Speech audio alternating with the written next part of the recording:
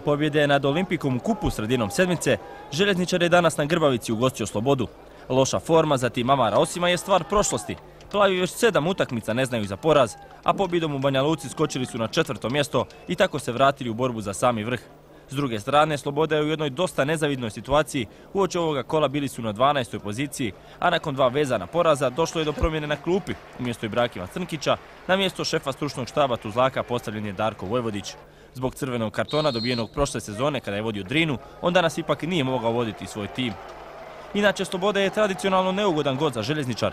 Prošle godine su Tuzlaci slavili u oba navrata, što je bio dovoljan razlog za oprez u taboru plavih sa Grbavice. Od samog početka utakmice vidjelo se da je u ovom trenutku Željezničar ipak mnogo kvalitetniji tim. Domaći su vrlo rano došli u vodstvo.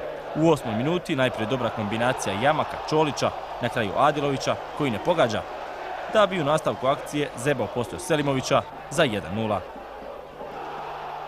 Samo 2 minute kasnije bilo je već 2:0. Ovog puta Jamak je uposlio Adilovića koji potvrđuje svoju dobru formu.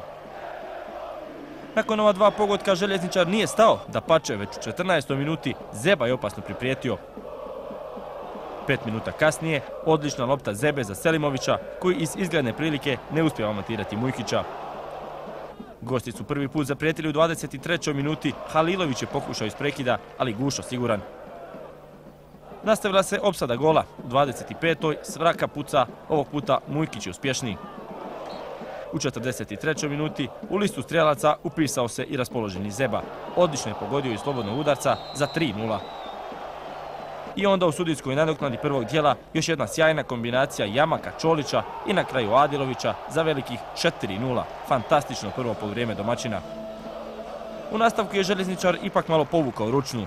Nije bilo mnogo prilika, izdvojili smo po jednu priliku sa obje strane. U 52. minuti gosti su mogli smanjiti zaostatak nakon sjajnog solo prodora Slomića, ipak Gušo uspješniji. Jedinu pravu priliku u nastavku Željezničar ima u 83. minuti kada nakon odlične kombinacije Čolić puca, ali Mujkić brani. Ostalo je dakle 4:0, uvjerljiva pobjeda domaćina koji su tako skočili na 3. poziciju, dok Sloboda sve dublje tone, sada su na 14. mjestu.